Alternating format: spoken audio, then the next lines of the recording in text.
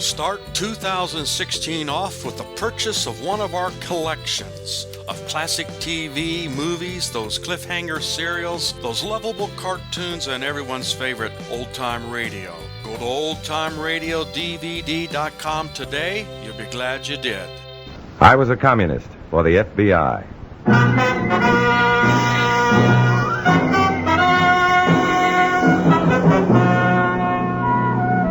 Starring Dana Andrews in an exciting tale of danger and espionage. I was a communist for the FBI.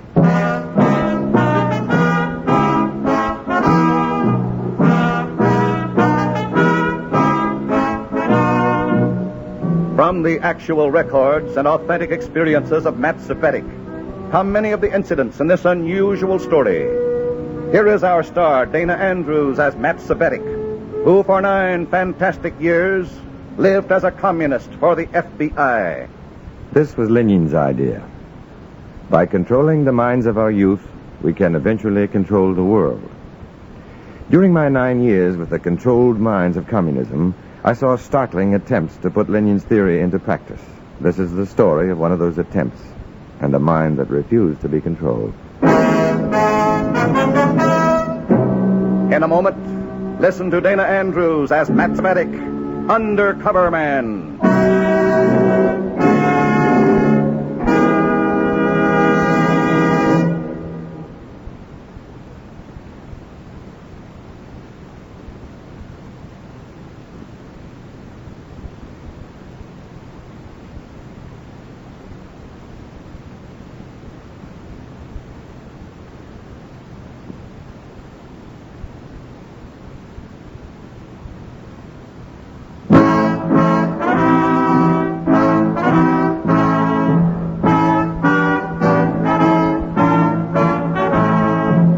Now, here is Dana Andrews as Matthew Cvetic, Undercover Man.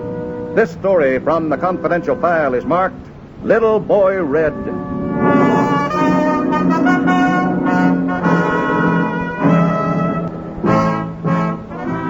The Freedom League Camp for Underprivileged Children. Sounds pretty, doesn't it? Inspires the illusion of sun-starved kids from the tenements, collecting freckles and extra pounds in pure mountain air. Well, it's an illusion, all right. A bright red illusion. The fresh air and freckles are the bait. The kids are the victims, hooked on the party line and reeled into the commie nest of mental corruption. I was on my way to one of the largest of these youth traps, sent by my red comrades to act as special counselor. I was to learn more about my duties after I reached the camp. It looked pretty pleasant at first. A pastoral setting dotted with tents and rustic cabins. Then I saw the hammer and sickle banner, the high wire fence, and a man at the gate. Just a minute there. Stay where you are. Stay where you are, I said. You. Okay. Take it easy. Well, who are you? What do you want here? I'm looking for Daniel Perrin, your camp director. What for? He's expecting me. What's your name? Cvetic, Matt Cvetic. Oh, just a minute. Somebody named Cvetic at the gate. Says Comrade Perrin expects him. Right. Okay. Well? Go right in, Comrade Cvetic. The big cabin near the ball field. That's the camp headquarters. No, thanks. Oh, what about my car? Give me the keys. I'll take care of it. Okay, here you are. Thank you. Well, I hope you enjoy your stay here, comrade.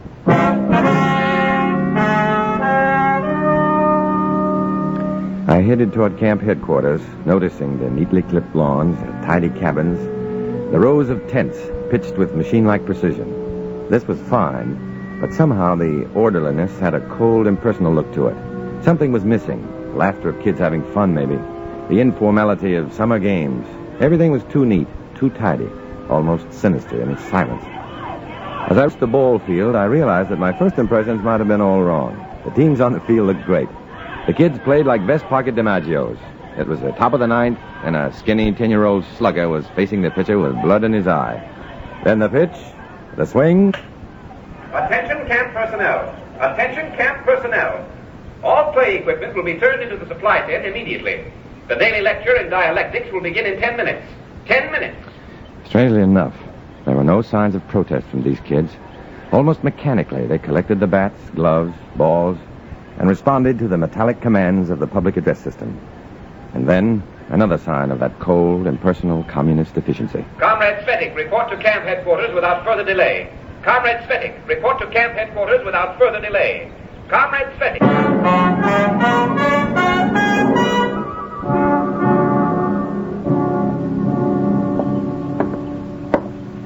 Comrade Perrin?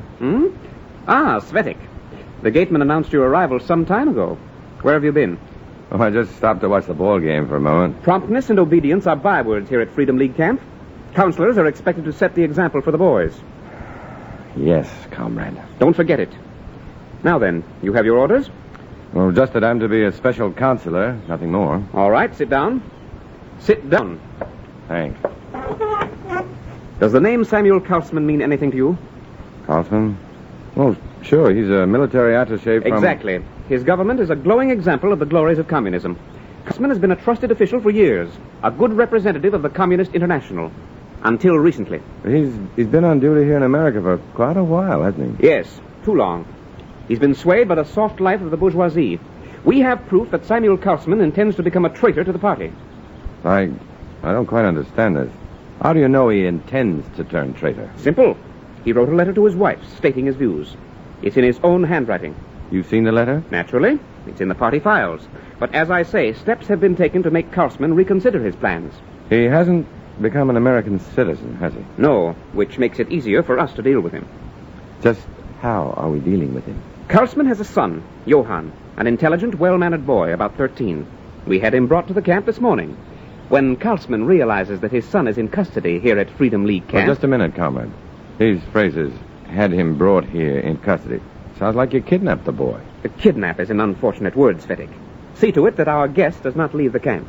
You mean I was sent up here to guard a kidnapped boy? For the time being, that's your job. Dismissed? Now, look, I'm not... Dismissed? As simple as that. Hold a man's son as hostage until the man bows to the commie demands. All part of the Red routine. But was it just routine to send me 55 miles to guard a 13-year-old prisoner? There must have been other sickening chores in store for me. But what were they? And the boy, what was in store for him? Johann was in his tent, our tent, huddled at the far end of his cot, sobbing softly. He was a sensitive-looking kid, small for his age, neatly dressed in a well-tailored brown suit. His trim appearance was in direct contrast to the disheveled, loppy brown and white pup he held on his lap. Both the boy and the dog looked startled when I entered the tent. How do you do, sir? Hi, Johann. My name's Matt. Looks like we've both been assigned to this tent. Yes, sir. Hope you don't snore at night. No, sir. Good. How about the pup? Nikolai is quiet, sir. He is a good dog. He is, huh? Hi, boy. Hey, Johann. Yes, sir. This Nikolai, he's a... he's a her. Yes, sir. My father always tells me that, too. Yeah, no, there's nothing to cry about. Yeah, now, come on. No need for tears around here. Here, blow. Thank you, sir. Okay now? I am sorry. Sir, may I ask you something? Sure. How long am I to stay here? My father, he will be worried about me. I did not say goodbye. Oh. Well, that's all been taken care of, Johann. If you like, you can send him a postcard later. Say, how about taking a walk around the camp with me? Get acquainted with the kids and... No, thank you, sir. Matt. Matt? Might as well have some fun while we're here, son. Looks like we're stuck with each other for a little while. Oh, Matt, I want to go home. I do not like it here. Please, I have some money. Let me go.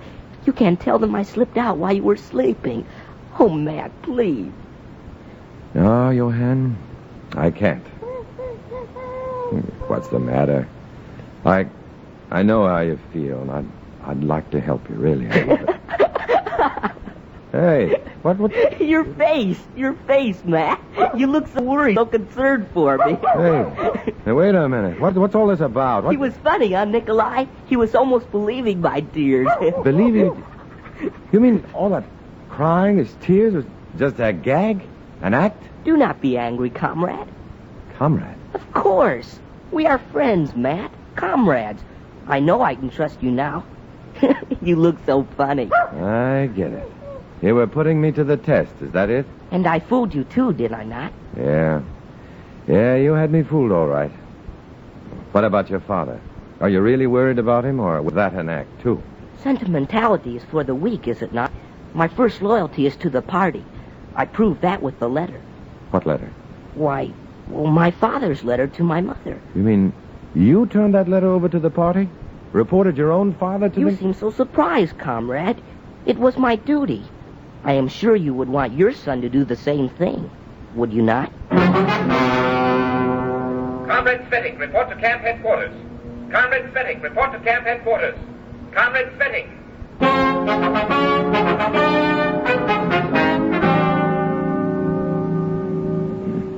Are you getting on well with our little guest, Cvetic? Yeah, great. Listen, Comrade Perrin, that kid doesn't need a guard. He's perfectly happy up here. A good, loyal party worker. He even sacrificed his father to the cause. True. But children are unpredictable. We can't risk losing him now. Which brings us to the main reason you're here. Oh? Moscow wants Samuel Kaufman to take the next boat home. When he returns to his homeland, of course, he'll be treated in the prescribed manner for traitors. I see. And the boy, Johann? He'll be returned to his father only when Kaufman boards the ship, not before. They'll sail together. Here, the details are listed right here. Study them carefully. You mean I'm to present the party's case to Kaufman? Exactly. You are to convince Kaufman that he has no choice. If he wants his son back, he must accept our terms. Now, wait a minute. Let's be realistic about this. Johann has been a pretty treacherous son. That's a matter of values, of course. Sure, but by Kaufman's values, it's treachery. His own son has reported him to the party. That's true. The boy prefers the party to his parents. Do you suppose Kaufman would want his boy back? That, comrade, is why you've been chosen for the job. You must be very, very persuasive. And if I can't convince Kaufman? If we lose control of Kaufman, it can be disastrous to our cause. The party is placing its welfare in your hands, Cvetic. Failure on your part is bound to be considered a form of treason. Need I say more? No, comrade. You've said enough.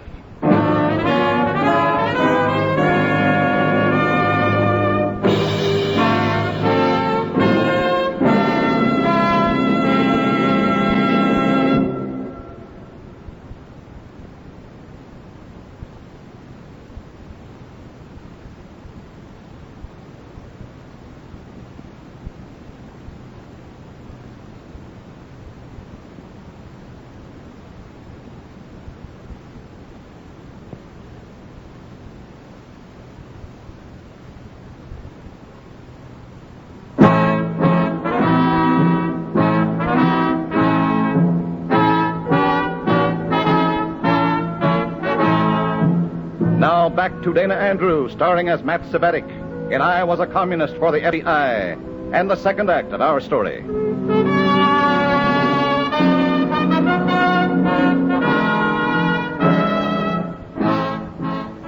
The diabolical hospitality of the communists. Welcome to the party, but don't try to leave.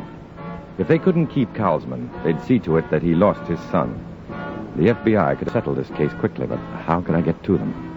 The only phone at the camp where we could call outside was an antique wall instrument in the back room of Comrade Perrin's headquarters cabin. I had to figure some way to get off the camp grounds. I worried about it for hours and then returned to Perrin's office. Well, Cvetic, what now? About this Kaufman project, Comrade Perrin. Can I count on you to help me? Naturally. Good. Kaufman doesn't know we have his son here at the camp, does he? Not yet. Then I'd like you to let him know immediately. A short, curt note would be most effective. A note from me? Well, why me? You're handling this. Sure, I'm handling this, but Kaufman knows you. He knows you rank high among the party leaders. Chances are he doesn't even know my name. Well, you're probably right. A note from you could get action fast. He'd realize we mean business. All right. What shall I say? Let's see. How far away from the closest town? There's a little village about 6 miles from here. Any hotels there? Just one. The Pine Top Lodge. Why? Tell Kaufman that you're holding his son as hostage. If he wants his boy back, he's to register at the Pine Top Lodge by Wednesday noon. I'll contact him there. Good. Simple and to the point. I'll send the note special delivery immediately. There was no turning back now. I was in it up to my ears. If Carlsman had any love for his son at all, he'd bow to the commie terms. I couldn't let Carlsman be sent back to his homeland. But as long as Johann remained a willing captive of the Reds, there was no way to prevent it. Maybe I was just being naive or desperate. But I thought I'd try to appeal to Johann's human qualities. Maybe I could stir up enough emotion in him to make him want to get away from the camp. He might even want me to help him get away. Oh, look, Matt. Nikolai is learning to beg for food. Hot Nikolai up. Good dog. There, eat it all. That's quite a few meat scraps you've got there. From my supper tonight. I save scraps for Nikolai every night. Look, Johann, your father is coming here. He'll be Wednesday. I'll try to get him a visitor's pass. Father, here? He will be unhappy. He does not approve of our beliefs. You don't want to see him? Comrade, my father is a traitor. Why should I bother with him? He... Look, Matt. Nikolai is begging again. Oh, she learns so fast. Yeah. Now listen, Buster, and listen hard. Your father's in trouble. You got him into trouble. As long as you're a prisoner here, he hasn't got a chance. Doesn't that bother you at all? Oh, Matt, you cannot fool me. You're testing me now, aren't you? Do I pass the test, Matt? Are we still comrades? Yeah. You passed the test, all right. You're at the head of the class.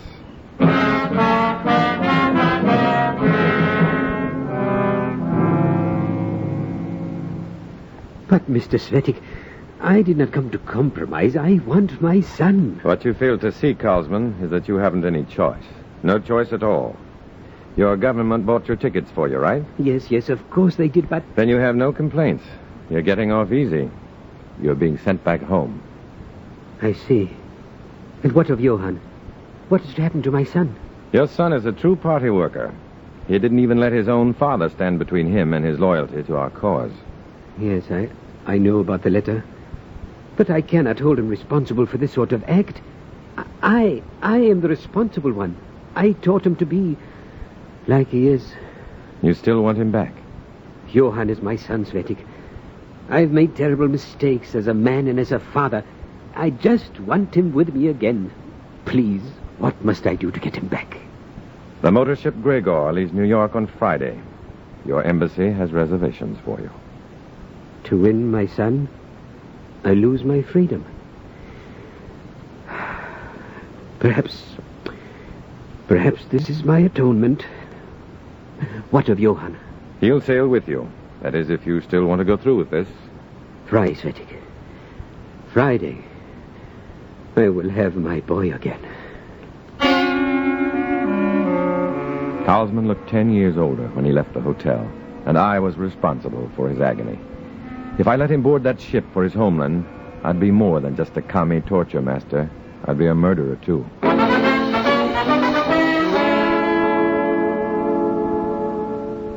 Here you are, operator.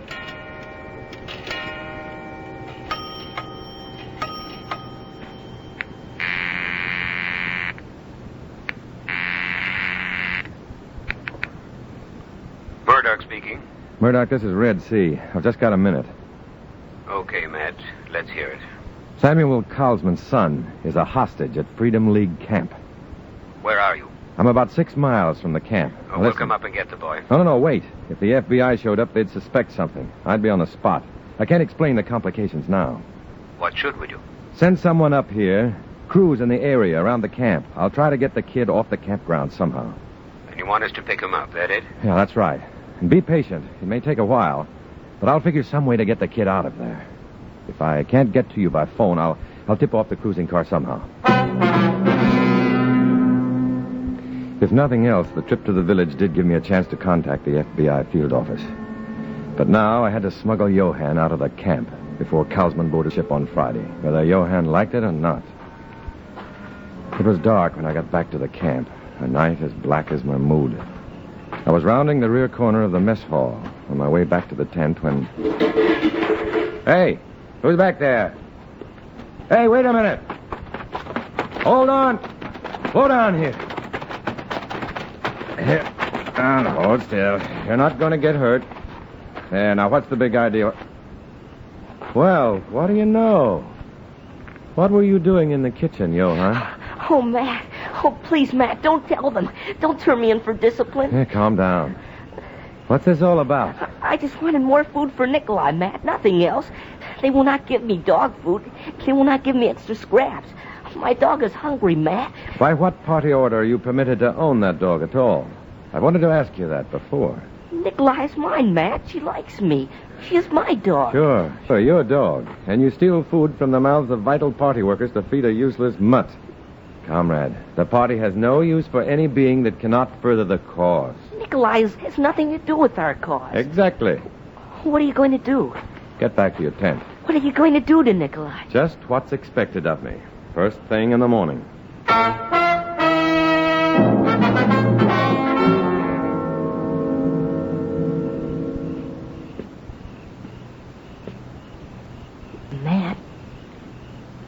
Matt, are you awake? Oh, what now? Please, Matt. What will you do to Nikolai? Oh, for Pete's sake, go to sleep, Johann. It's late. You must tell me, Matt. What will you do to my dog? I guess you'll have to be liquidated. Matt. Oh, go to sleep. You cannot kill Nikolai.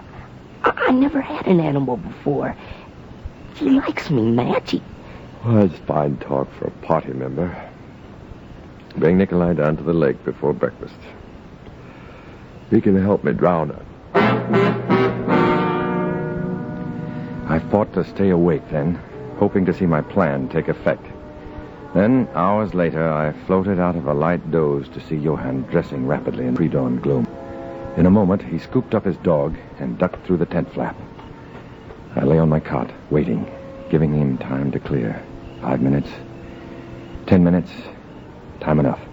I hopped out of bed, pulled on some clothes, and ran for the phone at camp headquarters to alert the FBI.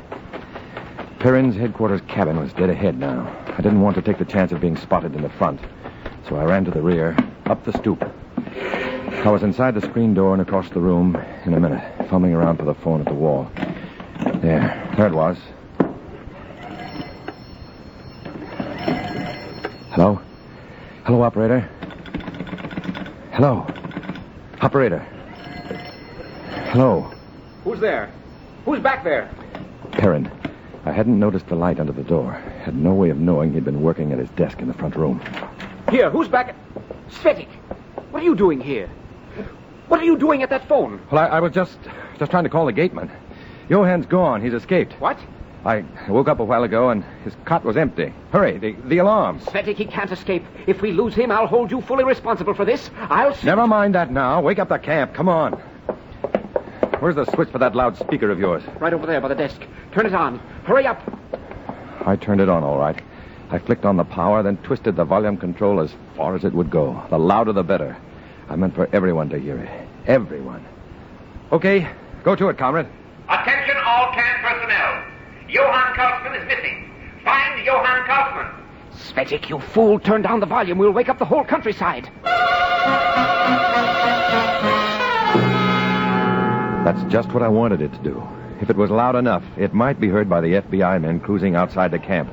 For a while, my hopes were high. Half-dressed, half-awake kids ran through the weeds shouting Johann's name. Confused counselors barked orders at each other, but no one found Johann. Then a cheer went up just outside the gate. A moment later, the report came to Perrin. Johann Kaufman had been found. They were holding him at the main gate. Let me go! Let me go! I don't want to go back there. I won't go back there. I won't go back. Take your hands off me. Johann, what sort of foolishness is this? Come back to your tent. No, get away from me. I won't let you kill Nikolai. I won't. Get Stop away. kicking, you little fool. Get back in the camp. Get back before I won't. Better let him go, Perrin. We've got company. Let me go. I hate you. I hate all of you. Why, you little... Easy with that boy, chum. Let him alone. What are you... Get off of these grounds. What do you want here? This is none of your affair. My name's Murdoch, Federal Bureau of Investigation. What? Cvetic, do you know anything about this? What's it all about? I don't know, Perrin. I thought you might know. This camp has been under observation for months, Perrin. We've been waiting for one little slip. One little reason to come in and get you. Oh, please, mister, take me home.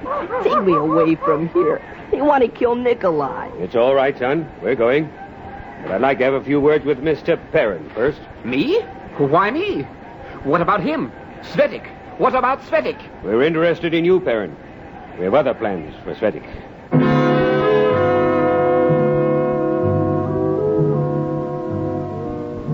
Maybe you remember it. There were hearings, trials, all sorts of excitement. Especially when Samuel Carlsman told his story and showed the kidnap note, signed by Perrin.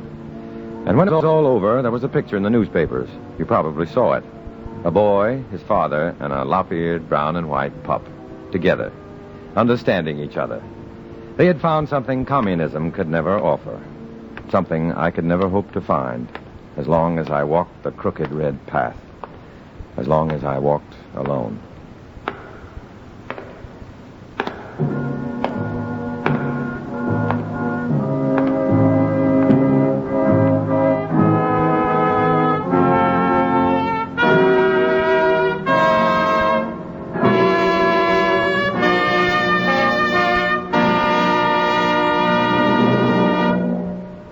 Dana Andrews will return in just a moment.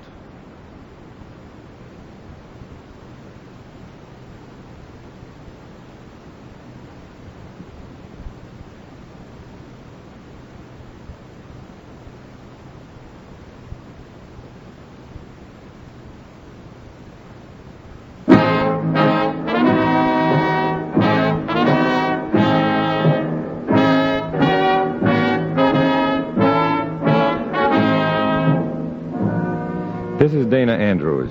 In the story you just heard, names, dates, and places are fictitious to protect innocent persons. Many of these stories are based on incidents in the life of Matt Cvetic, who for 9 years worked undercover as a communist for the FBI to help assure that our country will remain free. Next week, another fantastic adventure. Join us then, won't you?